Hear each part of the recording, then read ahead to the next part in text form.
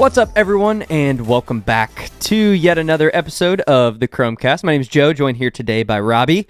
Just me. And no Gabriel. And I forgot to turn the light on. Flip that dude on. Professional.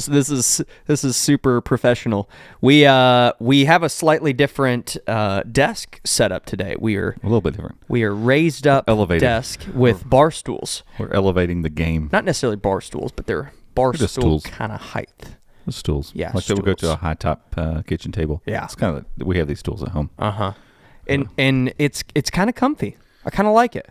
I like it. We've talked about getting like what are they called? Like drafting chairs, I think is what they're called. That'd Like, be kind of cool. they're like desk chairs, but then they have like the little circular area on the bottom where you Yeah. can rest your feet.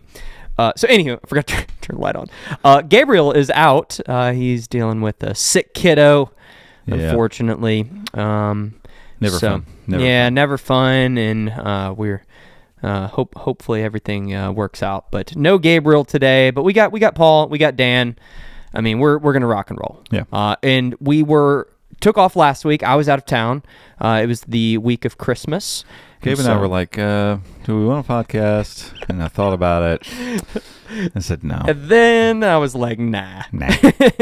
So we usually take 1 week off. And I was like, well, we'll take this week off instead. And next week will be a little bit. It's kind of interesting with Christmas and New Year's both being on the weekend. This is a weirdo. And so it's been made like bizarro week. And I was out of town Absolutely. all of last week. I went on vacation. I was soaking up some sun down in the Florida Keys. We're up here with record freezing temperatures. Yeah, I was Joe swimming in the ocean. Yeah, Joe's swimming. The ocean was a bit chilly, but it was still. I was able Stop to get in talking. and swim around. It was great. Stop talking. But then once you laid out on the beach, you would warm back up. It was pretty nice. Yeah, rough for you.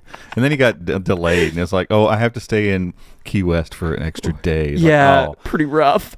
oh man, gosh, heart goes out to you, buddy. I know. It was. Must it was be so difficult for you. It was hard. It was really hard. Man. So anyway.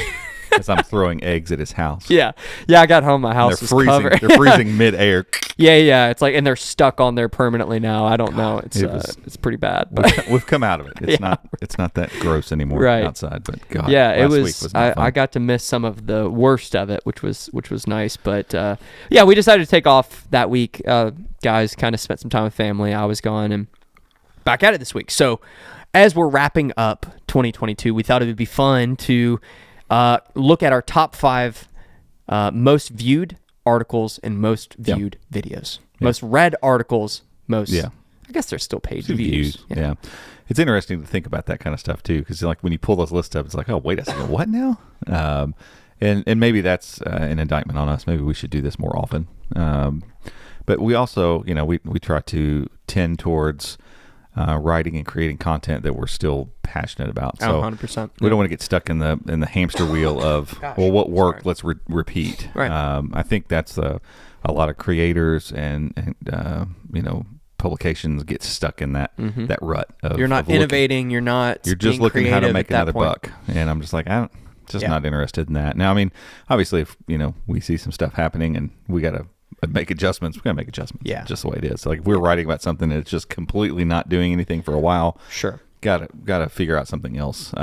It's not always about scratching our own itches, but for the most part, sure I mean we're doing that. Yeah, we're still a niche blog, and we're definitely we're bloggers, right? Like we're not diehard journalists out here. Yeah, I mean my last 2 pieces I published were very much just opinion pieces, 1,200 word and those essays. are fun. Yeah, they're and they're fun and they resonate, and people like to read that kind of stuff and really think, because most people, frankly, don't have the time to sit around and think through some of this stuff. Like it is what it is, and then they don't really have the moments to think about that stuff, and it's our job to think about it, right? And it's my bent to think about that kind of stuff. So I liked your article today. A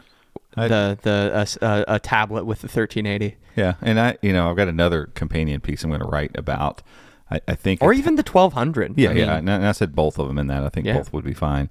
1000 series, just one. A tablet with that, I think, also could be the first legit. Like Michael gets so upset about inking on Chromebooks, and for good reason. Like if he.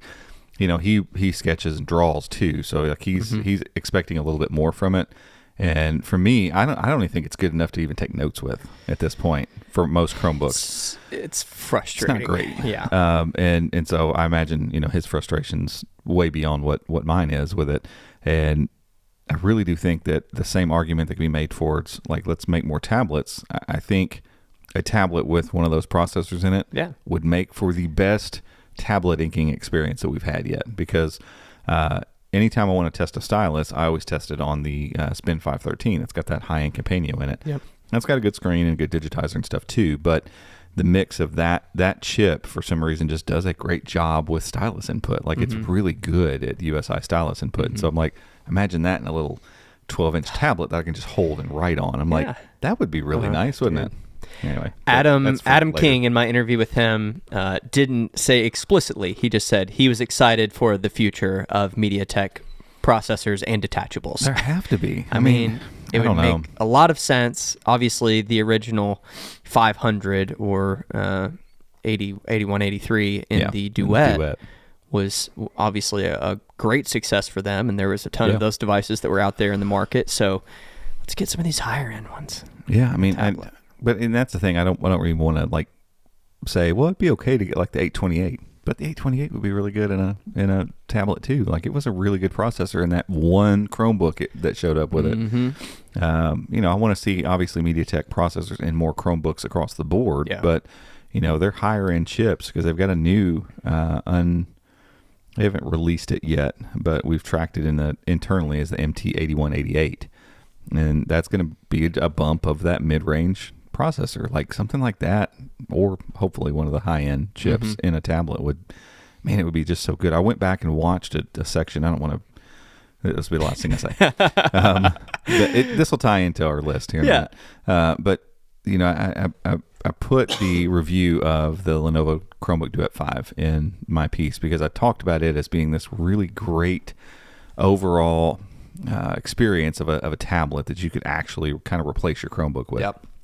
And, the only thing for me, and this was before I rewatched the review, I was like, it still is not quite fast enough. It's good. It's better than other tablets have been. It's just not quite fast enough. And I went back and read and watched that review, and that's exactly what I said back then too. It was like, it's great. It's just for me as a daily driver, it can't be the thing that replaces my Chromebook because under load, like when it's hooked up to a second display and you got all your stuff running, it was just a little bit too slow for that. And so it's like, okay, well, iterate that thing. You did with the Duet 3. So the Duet 3 was this perfect iteration, I think, of the Duet. Like it fixed almost every flaw the original Duet had. The Duet 3 is, I called it that back then, and I say every time I pick it up, I'm like, it is almost a perfect sequel. It's not a perfect Chromebook. It's just a perfect, like, talk about taking every single little thing and going, yep, fixed. Okay, we'll take the Duet 5.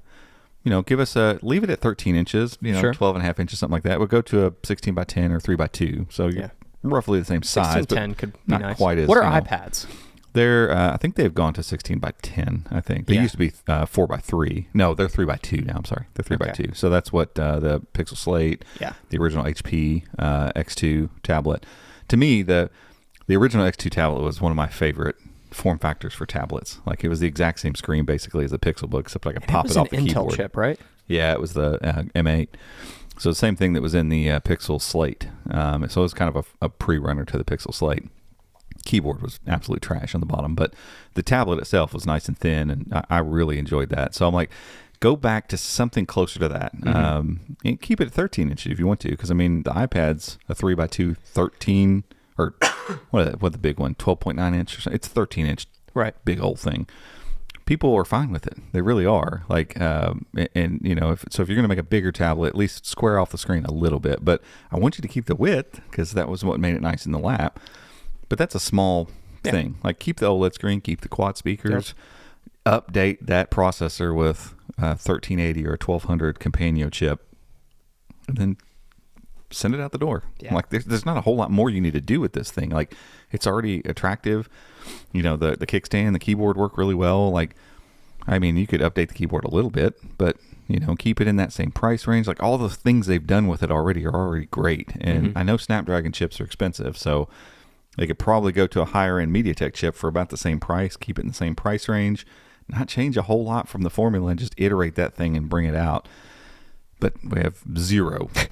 No, I was looking again just today. Nothing. I got nothing. Unless they figured out a way to hide it from me. I have like no signs that any detachables of any sort are on the way, which is so weird. But it is. But the main way we find those a lot of times is the code word for the keyboard. So maybe they figured out a way to take because Hammer has been the code name for the keyboard all for of the detachable keyboards. Gosh, yeah, I think what was the first detachable thing? I'm trying to remember now. I don't remember what it was. That was not included in that, whatever Slate that one was. The Slate the first? Yeah, Slate had its own keyboard. It was like Whiskers. Yeah, but I remember that. Hammer was developed right along with it. Right. And then ever since then, Hammer's been the keyboard for literally everything. They just make variations of that board. And so it's usually you can go look, and if you see add new variant of Hammer, blah, blah, blah. Yeah. And then the names even go with the baseboards a lot of times and stuff. Like Homestar is the name of the Duet 5, and its keyboard is called Star. Like those are the code names that go together. There's no code names right now. No new Hammer code names. Yeah. But they've added the Vivaldi keyboard, which is like the drivers and stuff, the technical bits that make it to where, hey, a manufacturer can add special keys as they see fit. That's part of the Hammer keyboard now. So maybe because of that, they could just take I don't know. I feel like you'd still have to make a baseboard for the detaching keyboard. I feel like you would. Maybe not. I don't know. But it's a bummer because we've got some really good mobile chips coming. Yeah. You've got Alder Lake N. Maybe they'll start showing up. Snapdragon Gen 3, the MediaTek stuff. There's plenty of great processors now that could go in and power these really thin, really light tablets. And there's none on the horizon, which is really, really a bummer. Adam said he was excited about the future. Now that's them as a chip manufacturer saying, "Hey, we think these chips would be great in a tablet." It still is on the manufacturers to actually say we're going to do them and make them. The only one I could see, like, it makes no sense for them not to do something else would be Lenovo. Like, they've just clearly had success making these duets tablets. They've been great. So, yeah. But, it's only been 15 months since the Duet 5 came out, so I could see maybe, I don't know. You think it'd be at least in development at this point, so that in 6 months, at a 2-year point, we'd have another one, sometime in the fall, but nothing yet. We'll see. We'll see. We'll make sure to link that article. But all of that to say, we like writing content that is interesting to us, and we do follow, obviously, some trends and things that are going on in the market, but we don't necessarily set in, hey, this is our top articles. We're just going to keep writing those types of articles. Right. That's just not our style. Before I get to that, though, I was pulling up we'll do the articles first. Okay. Or do we want to do videos first? Let's do articles. Do articles first. Yeah. Before we dig into those, we have a giveaway that is ending very, very soon. So if you're listening to this the day we put it out, day after we put it out, you're going to have a very short window to go get entered to win if you haven't gotten entered to win already. But we've partnered with Rakuten to give away $250 straight into your Rakuten account. So just free money. Free money. You just got to go sign up. For just shopping, getting cash back, getting some promo code. Look at you. This is just dribbled coffee all on the table. It's delicious coffee, fresh roasted coffee, but I don't know what to do with it. just rub it into the felt. I'm just gonna hide it right there until I did not put the felt on it. I'm not doing that. I'll clean it up when we break. Just like a little kid, just rub your sleeve on it. I had a dark shirt on. I'd be like, don't mind me. But yeah, this giveaway is going to end at the end of the year. So at midnight, December 31st, at 11:59 Pacific time. I was Pacific? like, did I tell that? What did I write down? I wrote down PT. Yeah. I was gonna say it's New Year's somewhere. Yeah, but obviously all of the details are linked down. We'll link the giveaway and just click down in there, and you can scroll down to the giveaway widget. They use Gleam as well, so you can get all the details. I think Gabe even put a little disclaimer below with all of the details. So go get entered to win. It's just free money. And thanks to Rakuten for partnering with us on this one, giving our readers and listeners some cash. Yeah, always awesome. Very cool. Okay, top articles. Let's start at 5 and work our way up. I haven't looked at this list yet, so okay. I'm just gonna hear and react to these. So, this is a screenshot. Hold on, let me go actually over to WordPress here. Okay, so number 5. How to download and install Apple iTunes on your Chromebook. I'll be darned. That's one of those articles, and we always look at statistics and stuff like that, and we try to look at SEO, and we think about those things. When I said earlier, we write what we want to write. Yeah. It's true, but sometimes you sit down and you're like, I don't really know what to write today. So you need some tools to kind of help with that. And that's just one of those ones that came from that. Yeah. We saw that there was this huge search volume for installing iTunes on a Chromebook.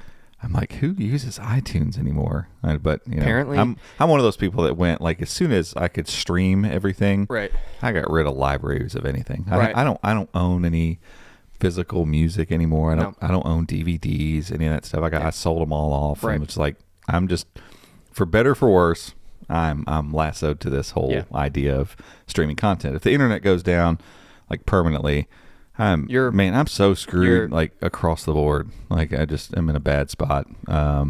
But that's just, I'm not going to carry around a bunch of, like, the idea of having digital downloads and like that I only have on this one device that I'm going to try to use somewhere, like, feels so foreign now to me. But apparently a lot of people still do this exact thing. And so there are ways, right? It's weird, but there are ways to do it. Yeah. I mean, and like for those that are, in the Apple ecosystem, they have an Apple Watch, an iPhone, everything. Obviously there's maybe a reason. I'm gonna go counter to what most people think I'd say, and just go get you a MacBook at that point. Like, if you're that deep in, like, I don't know what to tell you.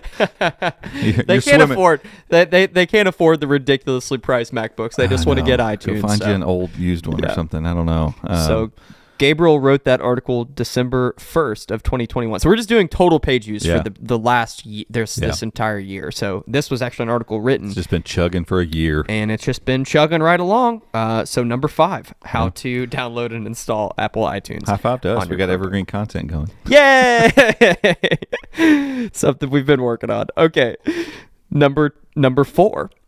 Pixel Buds Pro dropped to their lowest ever price and are now worth your attention. Wow, really? Yep. I mean, I knew that article did well, but so geez, that was just a month ago. Robbie wrote that October 31st of 2022. And I've been looking for that deal to hit again. I know, and it never did. And it hasn't. They're still $200. So as soon as they dropped to 150, I was going to go jump on them again.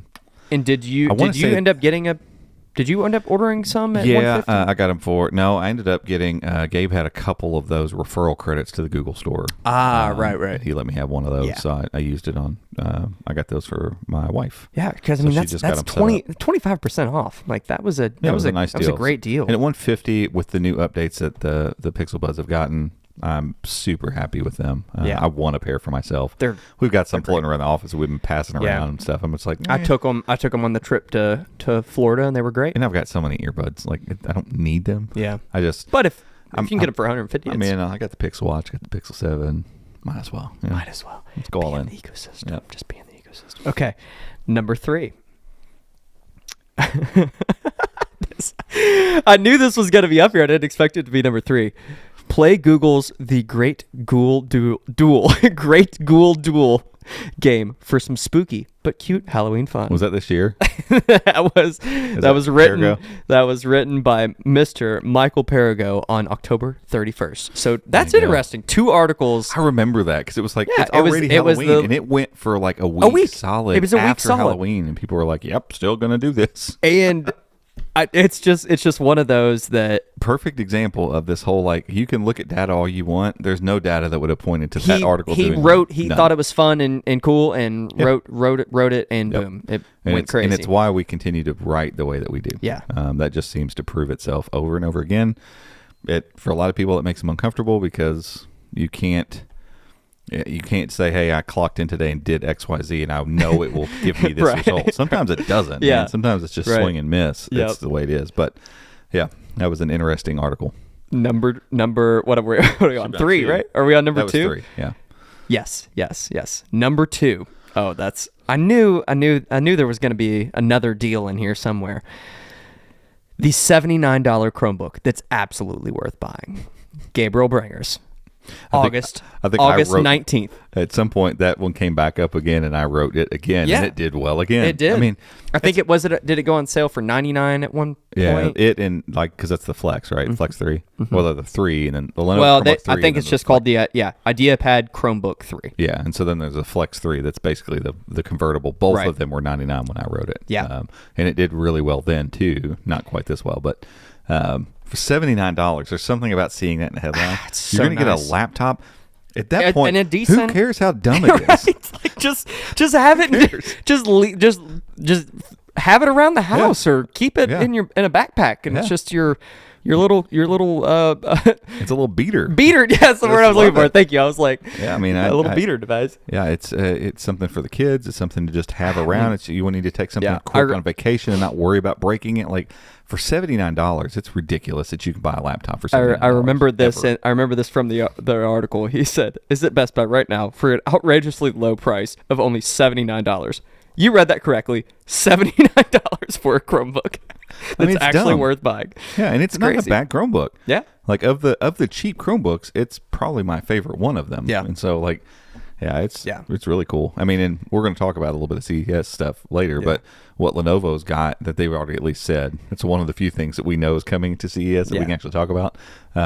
Their entry-level Chromebook that they're going to introduce is, again, it's going to be one of those ones. It's like, wow, this is thoughtful. Right. Way to go. But we'll talk about that in a minute. Okay, we're going to take a quick break for an ad, and we're going to come back with number one. Yeah.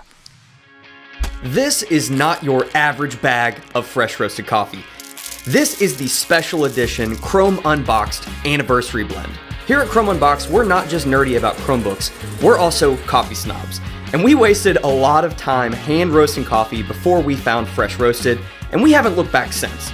This coffee is roasted fresh to order, immediately packaged, nitrogen flushed, and shipped directly to your door.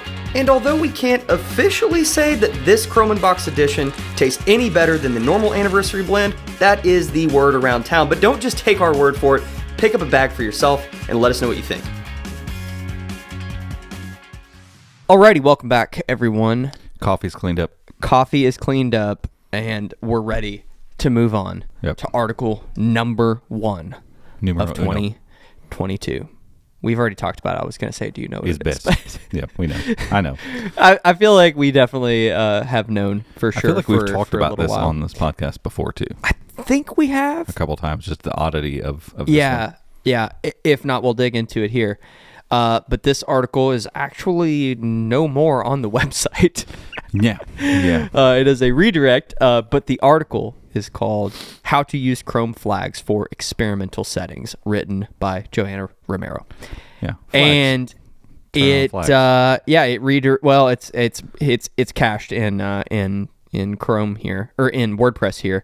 But she wrote that on February 21st, and it didn't do anything crazy out of the gate, but then it just kept getting page views and kept getting page views and kept getting page views. We were like, cool, evergreen. We were like, great, this is what it means. But then we noticed that it was really high page views, but there was no revenue tied to the article. No, which is not good. It's just it's not so much like, oh, it didn't make us money, so we got to fix it. It's not that. It's like that kind of traffic can have detrimental effects on a lot of things, and so other parts of the site, yeah. For sure. So we were a little concerned because it kept staying that way, and it wasn't like, oh, it's a little bit less money than other articles are making. Like, it just wasn't completely in the basement. It's the worst revenue that we've ever seen on an article that has that kind of traffic. That kind of traffic, yeah. And so we were starting to get really concerned about what that meant. Like, what kind of traffic is this? Is it bot traffic? It's like because it's articles just don't do that normally. And so, that became a year-long thing of dealing with that article. Yeah, and shout out to our advertising vendor for helping us try to figure out some of this. There were some colleagues that I was reaching out to trying to figure stuff out, trying to see what was going on with this article. It ended up being a lot of traffic from a different region outside of the kind of North American traffic that we normally see. We get some traffic from Australia and the UK, but it is a small percentage compared to our US traffic. Yeah, and this one just it went crazy, and not surprising to see it at number 1. No, not at all. It had a lot of page views. And we ended up kind of rewriting it. Gabe rewrote an article. So we'll link that one. Yeah, we completely pulled that post down and republished, and just to hopefully get it into the index and then get the other one out, so that odd traffic would not be continuing. And so it's calmed down now. And it's so I don't know. This is just a little glimpse into the digital publishing world, but there's so many variables that go into what we do. We have obviously created a bit of a formula that works well for us and for our audience and for the people that are interested in reading our stuff. But there's several variables at play here, and it's hard to really like pinpoint certain things. Yeah. Like if there's an issue going on with a particular article or a piece of content, it's sometimes really difficult to pin it down and be like, oh, well, it's this, because it could be a Google algorithm, it could be an index issue, it could be a advertising issue of some sort, it could be because of the geographic location of the traffic. There's all these different factors, and yeah, so like not surprising to see that one at number 1. So just shocked. For kicks and gigs, since that one's kind of one that it's not on the site anymore, we'll go down and throw in one more just as a little bonus, just as a little extra. All right, so that's how to, okay, so then number 6, if we wanted to throw in one more, is T-Mobile is offering the Pixel 6 for $99. Yeah, that was written by Gabriel Bringers on February 10th. Oh, wow. That's so a while back. So deals are just one of those things. I mean, they can garner a lot of traffic. Our audience, we have definitely tried to deliver the best deals in the Google ecosystem and tried to stick on that. So that way, if you are in our deals newsletter, you're getting stuff that's interesting to you. And we don't have we don't write any and every single deal. Like we write the deals that we think are valuable. Yeah, and that are special. Like if it's $10 off a Chromebook. Yeah, like we don't write that sort of stuff. So when it's like, ooh, this is an exceptional offer. Like this is something cool and noteworthy. We put it in there, and so this one, wow, that's interesting. Our deals newsletter has really, really grown. Yeah, we have a lot of people subscribe to that, and so pretty bonkers. So yeah, not super surprising there to see that one. Just one more, just because we were talking about it. The one right below that by not many. Let me check that. Yeah, not many page views behind that one is the near perfect Lenovo Chromebook Duet 3 is on sale for the first time ever. So there you go, some duet love. Deals do really well. They really do. They don't always do best in like the money making category. No, but because a lot of times people are on the page, they're looking for the deal, and then they're clicking it and they're off. Yeah. Just kind of the way that works. Yeah, which is fine. Like, and again, like that's where we are fortunate that we've been able to grow this brand and do it, sustainably, where we don't have to be so stressed out. Excuse me. It's still there. It's coming up. Pardon me. Coming up. Where we can do the stuff that we want to do, right? And not have to always chase too much. And so, the deals are maybe not like an incredible moneymaker for us, but we feel like they're valuable to our readers. And so we write them. At the end of the day, that's the most important thing for us. That's number 1. Let's provide value to people that consume the content. So. Yeah, that's number 1. All right. So there you go. That's top 5 articles plus on 2. Chrome Unboxed. Plus 2 on chromeunboxed.com in top 2022. 5, 7, Year in review. All right, 1, 2, 3, 4, 5. All right, so number 5 on YouTube, our most viewed videos. Again, these are just cumulative views. This is not necessarily article or videos that were published during this time period, but just cumulative views. 1, 2, 3, 4, 5. All right, number 5 on YouTube. How to run. I want the whole title. I wanted to read the whole title. Look at that. I click it and then it does that, and I can't read it. Good job, YouTube Studio. I think I remember roughly. It's just how to run Chrome OS Flex on something. Here, we can tag team this here. Yeah. Let me get YouTube pulled up. It was either on old PCs or on something. Can I not click? I want to just actually click into the video here. You should be able to click the play button. Yeah, on analytics, it's a little weird. Analytics, yeah, that's no bueno. Here we go. So yeah, I think it's on old PCs. I think is what it was called. Yeah, none of these are working.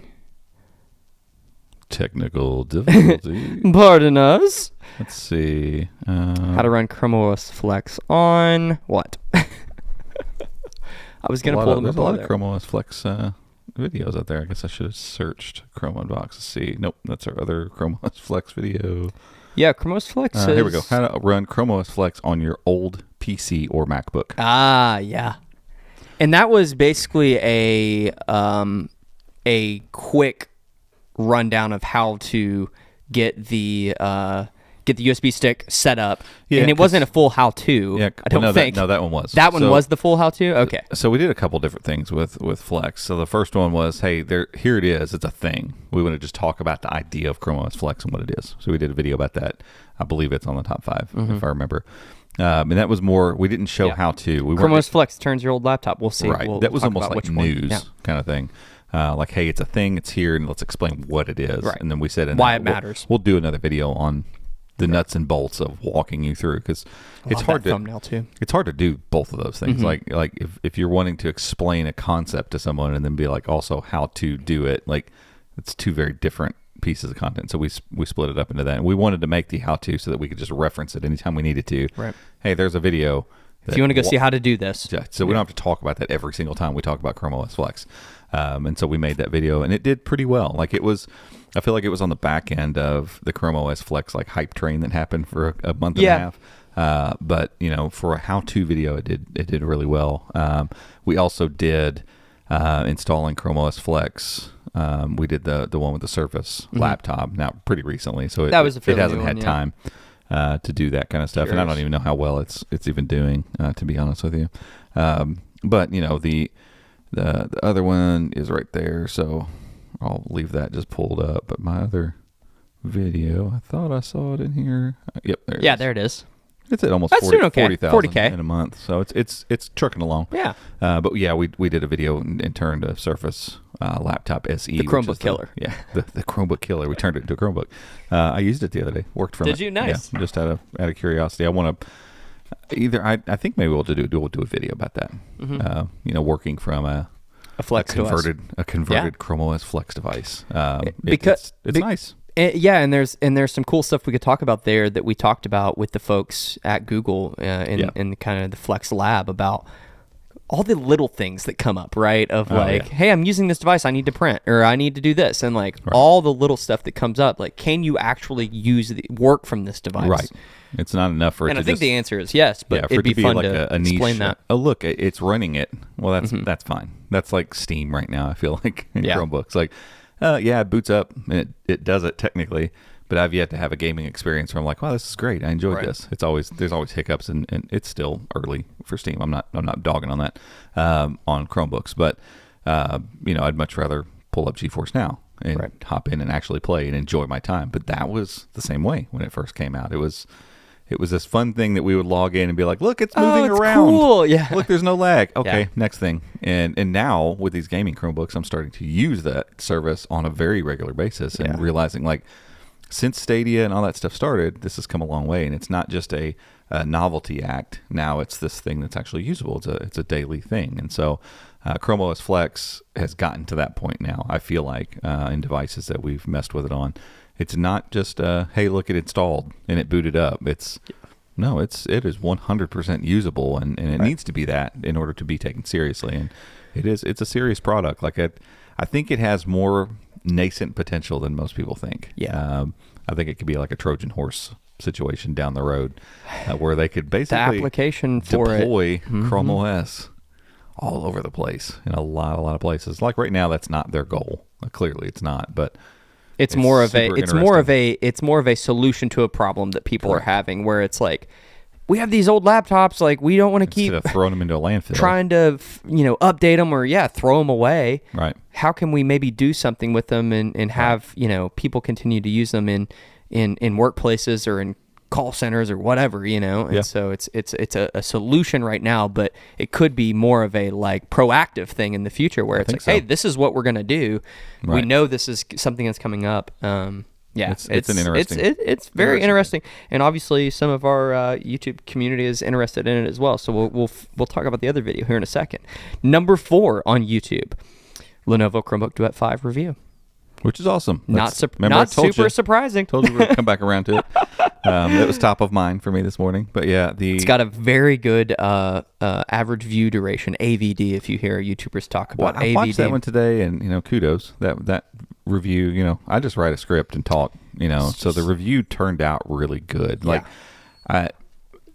be frank, when I have to go back and watch a review, I try to get to the point. I'm not one of those people that can't stand hearing myself talk. But it's like it's strange. Yeah, you're just like, I spent a lot of time writing this script, and I got it. Like, I don't need to rewatch this for enjoyment. And that video was enough. Like I sat there and watched almost the entire review. I didn't even need to. Yeah, it's I got what I engaging. needed. It was a really well done review, and it's one of the first ones I think where we were like, for these reviews, let's start getting narrative about it. Yeah, so let's slap the specs up real quick at the beginning. It's like, but here's the story. Like, here's why this. Why does this thing interesting. matter? Right. Like, what matters about this device? And so it seems to have resonated. Plus, it's just an interesting device. That God, I hope they make a second version of sooner rather than later. Like we were saying, throw a give me a 16x10 screen and a MediaTek processor. Throw a 1380 MediaTek in there, Companion, and let's get cooking here. I don't remember the full title on this one, but coming in at number 3, Steam gaming on a Chromebook is here, I think is what it was. Yeah, that's all it was. So that was just an announcement video, basically, where we were just like, hey, it's official. Once it finally launched and we said yes, we clicked it installed. This isn't a how-to. Mm-hmm. We did a separate video for how-to. It was a how-to again. Set it up, yeah. This was just, hey, it's actually here, and we've run it, and it did launch. And it's from what I understand, a lot of things have been fixed over the course of the last little bit, but they added 12th gen Intel hardware later. So the initial testing was on 11th gen. So to be fair, most of my testing personally has always been on 12th gen stuff. The GPU is just way better. So when it gets there, it's going to be there. And for lighter games, it's been fine. Mm-hmm. But when I've tried to install Apex, it didn't even get started. Because that's like whole compatibility layer it's going through. Plus it's in a container, and it's like, there's all these things that have to be overcome to make those Windows games work. And now they do. I played Apex on the Steam Deck just fine. So like that, the Proton compatibility is fine. I just think what it's spitting out on the other side of that compatibility layer has to be better dealt with the Steam container on Chrome OS, and so it'll get there. Yeah. They didn't say it was done or ready or anything like that. So we're all just testing. Still testing. Being test dummies. Still testing. Okay, number 2. We mentioned it just a moment ago. But Chrome OS Flex turns old laptops into a Chromebook. I think I remember. It's so funny. Chrome OS turns old laptops into fast Chromebooks. Fast Chromebooks. It's so funny. Like you've maybe heard us talk about this before. You've heard other YouTubers talk about this. Like titles and thumbnails are becoming more and more important on YouTube. I think they've always been important, but the algorithm is really rewarding great titles and great thumbnails. And at the end of the day, when you put something out there into the world and all these people have all this content to watch, a great thumbnail and a great title is going to get somebody to click it. So that's really what it boils down to.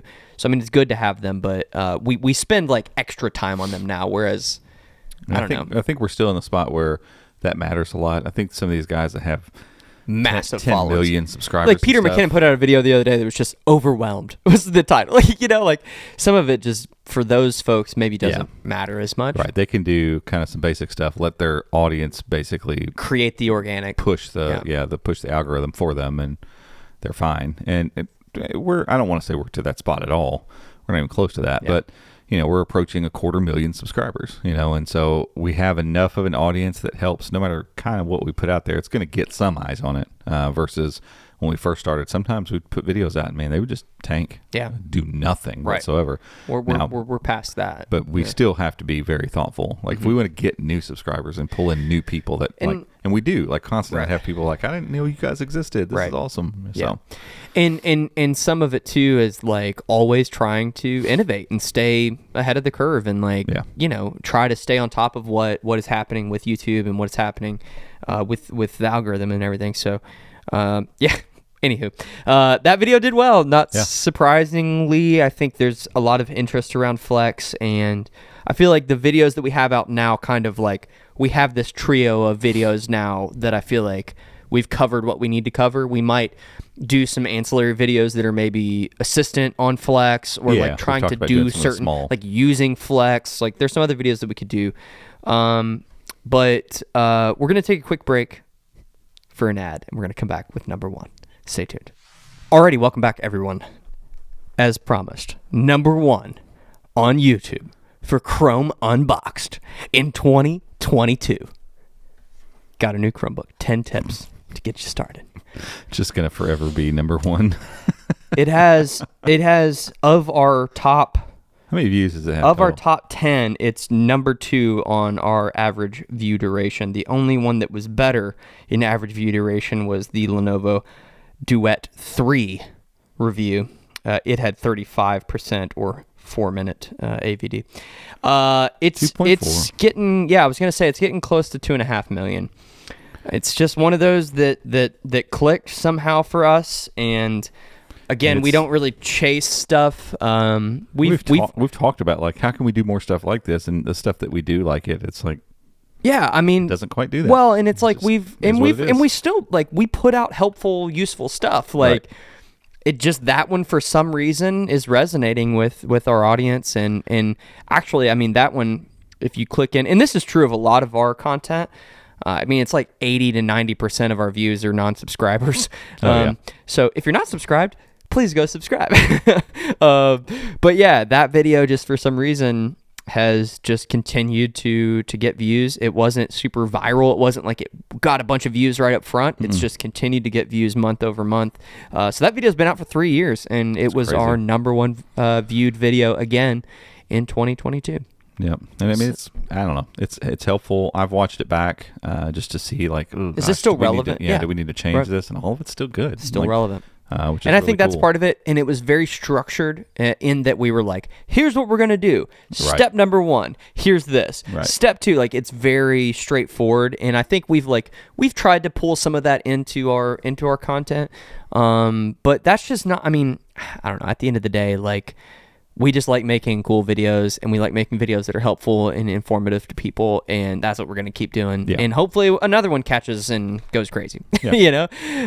There's some in this top 5 that have done great this year, and so we just that's what we're going to keep doing. We went like out of our way to try to make a more viral type video, and it didn't do anything. Yeah. You probably remember us throwing a Chromebook off the roof. Yeah. And which was still a cool video. It's still super fun to make. It was super fun to make. It was a lot of work. But it's still informative. Like it still has a point to it. We're still creating beneficial content. It just was maybe it was trying to be have a little bit more virality. I'm checking to see. There we go. I'm curious. 26,000. Yeah. So there you go. I mean, our video about Flex is.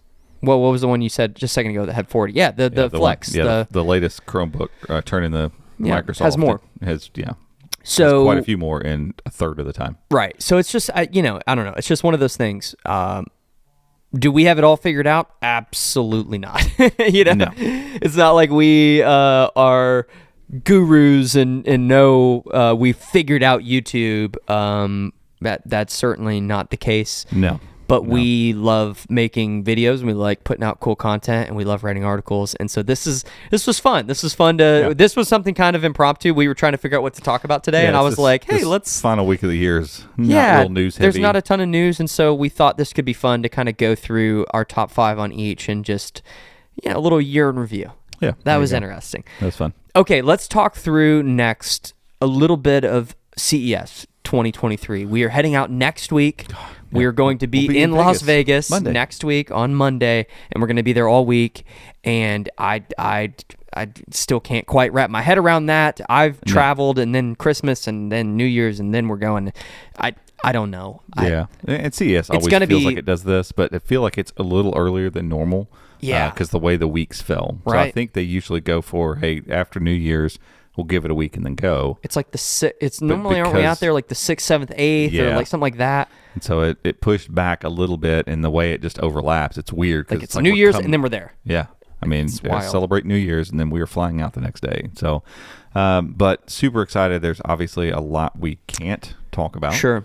And for those that don't know, we get a lot of embargoed information ahead of the event, to where we can gather information, we can put together articles, and get a schedule together, of what we're covering, what's important, what's newsworthy, what's maybe not newsworthy, and we can help. As media, we can have a better idea of what we need to go do, and not just run around like crazy. So, to put it professionally, we can assist manufacturers in disseminating info. That's right. I like that word, disseminating. Disseminate. That's a great word. NFL uses that word. Mm-hmm.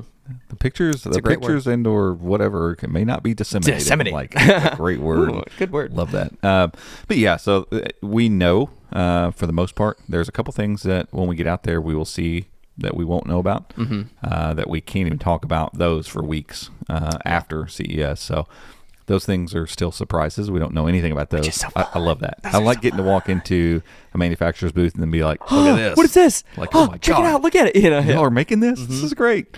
So having embargoed info is cool because we know what to expect, but then being surprised is fun too. Yeah. But almost all of that we can't talk about. Yeah. But I can tell you, this will be, we will have more content coming out of this CES that is Chromebook and Chrome OS related than we've ever had before. Yeah. Which is really cool because CES has been a bit of a weird thing for the last few years. Yeah. And even before that, it felt like it was shifting slowly away from being a like normal consumer electronics, and like the car part of it was kind of taking over.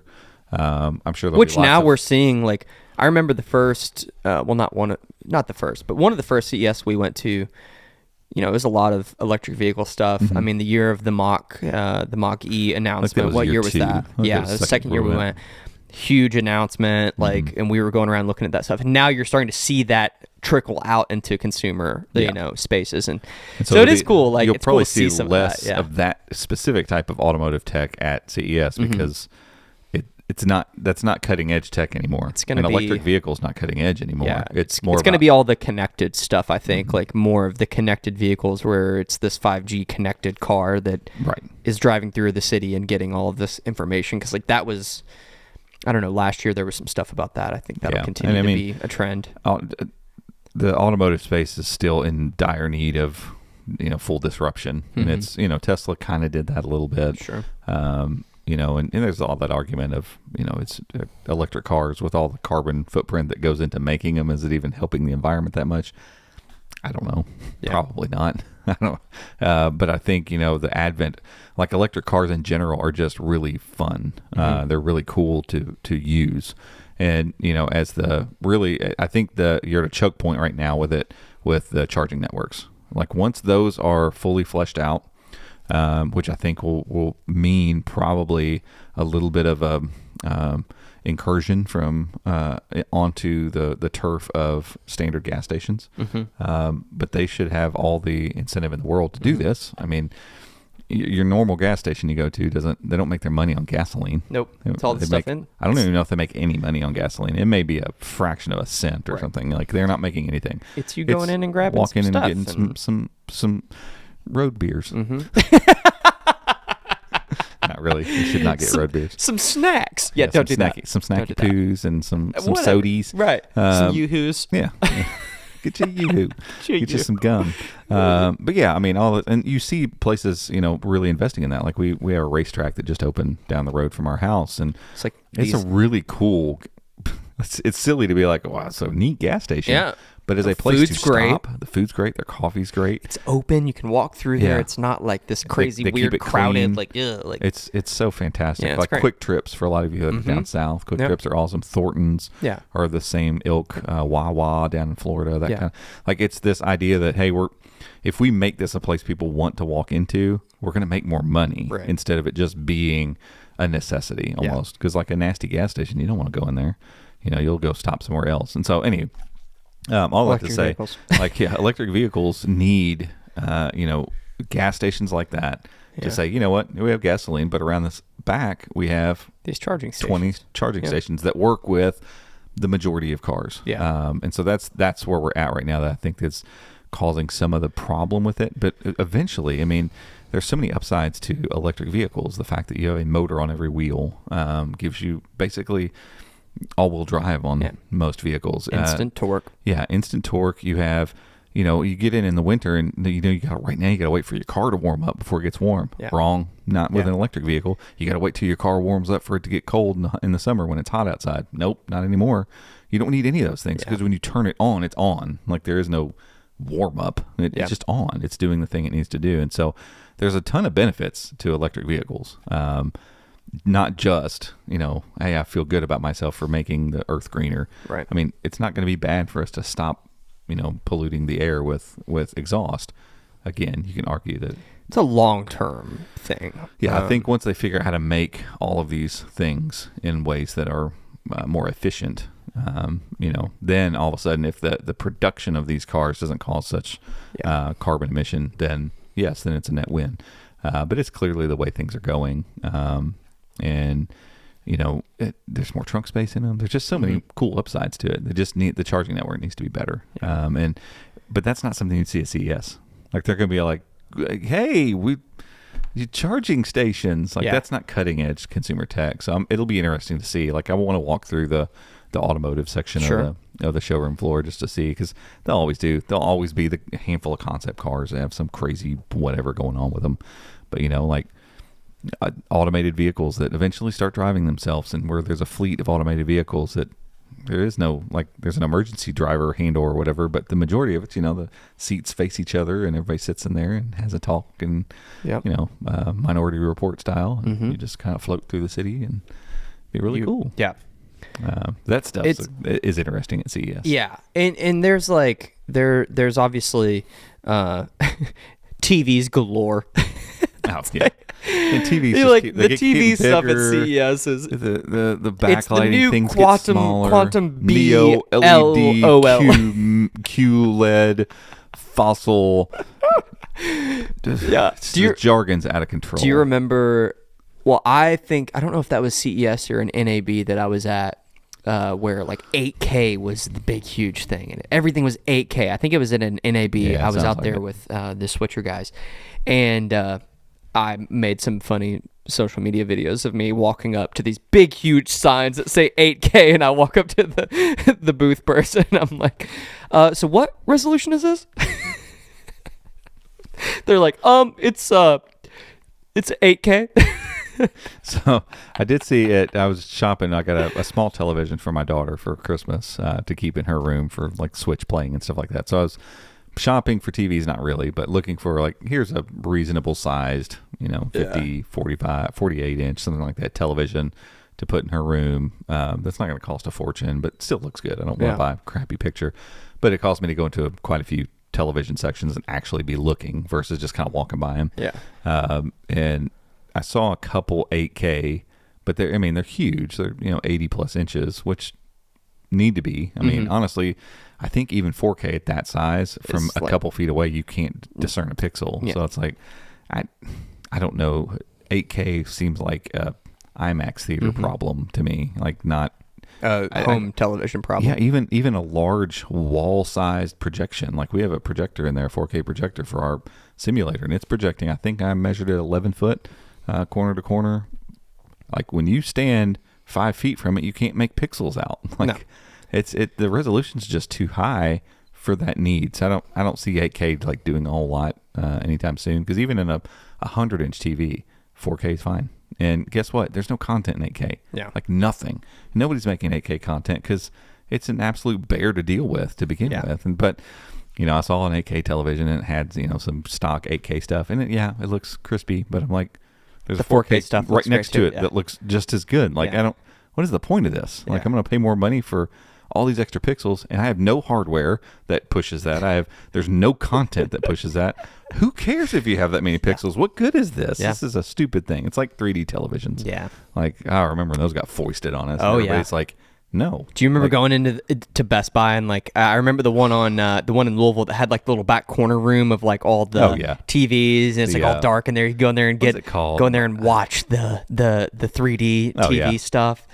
And it's just like are we really going to pass out 3D glasses every time we sit down to watch television? Like, it seems weird. And of course, no one did that. No one did that. 3D content was. They tried, man. All the corporate people decided like this is the next thing. This is the and future. They were completely wrong. Yeah. Sometimes that happens. I'm hoping that's not the case with electric cars. No, I think it's. There's a little part of me that feels that way a little bit. Like they're trying to really push it on people, and I'm just like, if the pushback's too strong, man, y'all have invested a lot of money for this thing to turn belly up. So I don't know. Yeah. Again, get your charging networks. Yeah. Figured out. Yeah, like, spend your money doing that. A lot of it. Yeah. So obviously, we've been briefed on some things. So I'm trying to think of a way that we could do this. We've been briefed on some things. So we know some of what's coming, but what would be some of the things you are most like? What are some of the things you would love to see at CES? Or like, what's the future of Chromebooks look like, and what are you hoping to see at CES? Well, let me start with one thing we do know that we can say, and that's Lenovo's. When they announced it at a pre-CES thing, and the embargo lifted, and I kind of forgot about it. That was how like a lot going on. Nonplussed I was with this thing. I was just kind of like, oh, okay. And it's a Flex 3i, IdeaPad Flex 3i, and I'm like, okay, cool, new entry-level Chromebook that next year we'll be writing an article about it being $79. That's what I thought. I didn't do my due diligence, didn't really pay attention to it enough, and so the embargo lifted and some people wrote some articles about it, and I'm like, I need to go back and look at this again. I clearly was not paying attention, and it's going to be coming in with it'll be one of the first Chromebooks, or the first Chromebook announced with these new N series Alder Lake chips. So Intel's doing away with the whole Pentium and Celeron stuff. So you have Alder Lake, which is 12th gen Intel stuff. These are Alder Lake N chips, and so it's going to be an N100, N200. That's it. So so then the naming structure now. So what will the just be like Intel N100? Okay, That's what it is. Nice. 12th gen N100. So if it has an N in it now, you understand it removes the big cores out of those chips. Right. Now, that's not to say the small cores that are in and a part of the 12th gen chips are like weak or lame. Like a lot of times with ARM chips, we get the smaller cores are really efficiency cores. They're there to do the background little tasks and stuff like that. Not the exact same with Intel stuff. So Alder Lake, like Core series chips have, big cores and small cores. Well, these are all like quad or octa-core, eight core, small core chips. And so it's an interesting thing to see, like, because we don't know what the performance will be like, but we've been kind of waiting for these for a little bit. Didn't even know exactly what that meant. We saw, like, I wrote stuff about Alder Lake N, like, what is this going to be? And a little bit more efficient, mobile, Alder Lake, a different version. Because remember, we had 8th gen, you had the M series of 8th gen processors that were very mobile and in the Slate. Pixelbook Go had the M series. And it turns out that's not what these are. These are the replacement for. So the last one we had was Jasper Lake. So Jasper Lake, I think we're 11th gen. And so the small core Intel chips were always kind of set aside, and it was hard to match them up sometimes to the big, the Core I series. You always know this is the generation. Here's the code name for them. And the other ones are just kind of like, I don't know. It's still Jasper Lake. I don't know what that means. Like they're okay. Yeah. They're pretty good. But the Jasper Lake was a pretty big jump over Gemini Lake, which came before it. And so I'm hoping to see another big, because it's been a little bit, to see a nice generational leap here. Because Jasper Lake got us really close to the point where I'm like, these entry-level chips are fine. Are getting really good. Yeah, for Chromebooks. Like, they're enough for most people to do most things on a Chromebook. I feel like these could get there. And so I'm super excited just to see the performance level on it, on this Lenovo. But it also has a 16x10, 300 nit screen. Let's go. You did it! For a $350. Congratulations! Thank you. The world's best cup of coffee. I've only been bitching about this for 2-3 years. And I get it. On a $100 Chromebook, right? Nobody expects anything. Right. but it's going to start at, I think MSRP is $350, and that's fine. Yeah, for an entry level Chromebook, $350 is a good number. But stop putting just absolute terrible garbage screens displays. on them. They could have gotten away with a 250 nit screen here. Nobody would have complained really about that. And I think once you get into the 400 plus, it needs to get up to a 300 nit. So now you got 16 by 10, so it's not just 16 by 9, 16 by 10, 12.2 inch screen, full HD plus, and it's 300 nits. So you're gonna have a nice panel on an affordable Chromebook. Lenovo always makes nice keyboards, so I'm not really worried about the keyboard trackpad. And their smaller Chromebooks tend to still be pretty firm. And you've got, I think it's going to come with, it might be a 4 and 8 gig option. Mm-hmm. So there might be some options with 8 gigs of RAM and these new processors. So I'm like, a lot to be excited about, actually, for these. It's got a little speaker grill up top above the, it's a cool looking little device. Yeah. So from when they said something about it, I was like, okay, whatever. To now, I'm like, I can't wait to go get hands on this thing. Mm-hmm. Other than that, if, I can tell you that I don't think, I know we've already said there's not. There's not going to be any detachable devices. I would love to see that. Wish we were lying.